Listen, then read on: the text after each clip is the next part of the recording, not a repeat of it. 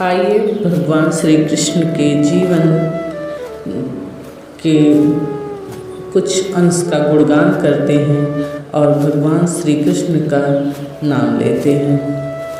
हरे राम हरे कृष्ण हरे हरे कृष्ण कृष्ण हरे हरे कृष्ण, हरे राम हरे कृष्ण कृष्ण कृष्ण हरे हरे। राधे राधे श्री राधे श्री राधे श्री राधे श्री राधे श्री राधे राधे राधे श्री राधे। क्या आपको भगवान श्री कृष्ण के अंतिम समय की बातें पता है? तो आज आइए हम आपको भगवान श्री कृष्ण का अंत कैसे हुआ इसके बारे में बताते हैं। भगवान श्री कृष्ण को माँ गांधारी का श्राप लगा था।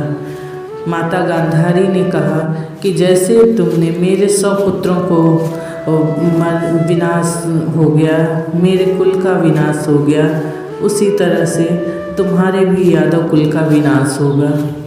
भगवान श्री कृष्ण को लीला समाप्त करके इस पृथ्वी लोक से जाना था स्वर्गलोक, और कुछ न कुछ माध्यम बनना था, इसलिए गांधारी का श्राप भगवान कृष्ण को लगा। और वो एक बार जंगल में लेटे हुए थे और दूर से उनके पैर ऐसे दिख रहे थे कि जैसे किसी जानवर के पैर हों, हिरण के पैर हों। एक शिकारी आया, जरा नाम का शिकारी, उनके पैरों को वो हिरण समझ के उस पर बाण चला दिया और वो भगवान श्री कृष्ण के पैरों में लग गया और वही उनके अंत का कारण बना।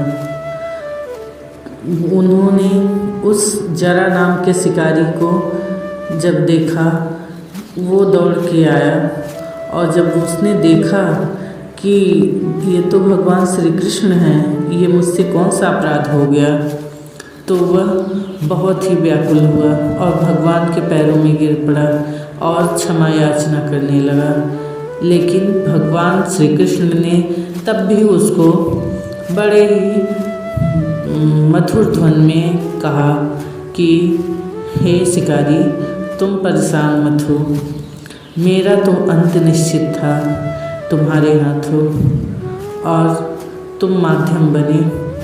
हर चीज़ का अंत निश्चित होता है, बस कोई उसके बीच माध्यम बन जाता है।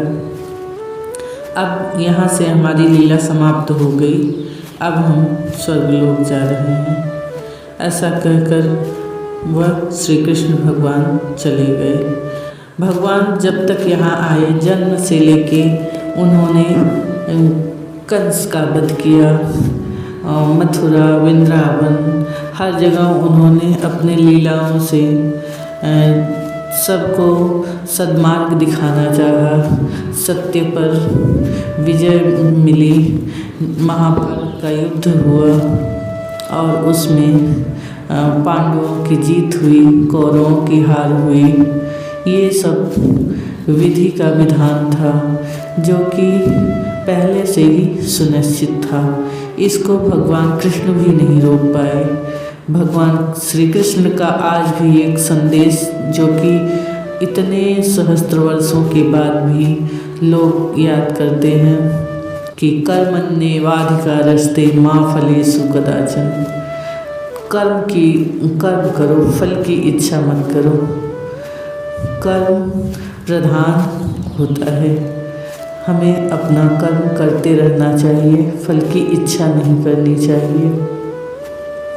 सद्कर्म और ज्ञान, यही सीख देने भगवान श्री कृष्ण आए थे पृथ्वी पे।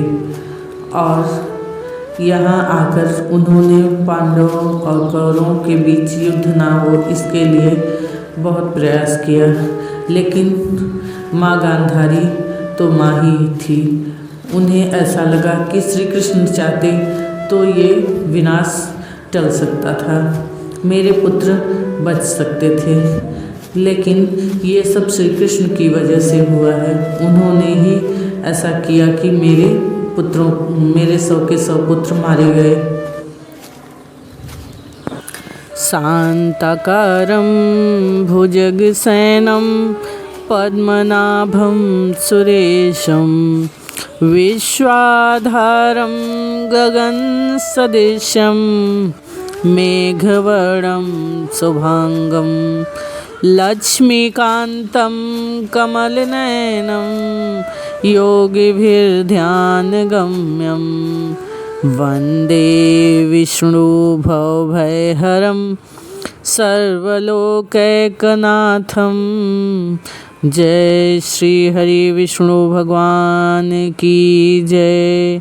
श्री सत्यनारायण भगवान की जय।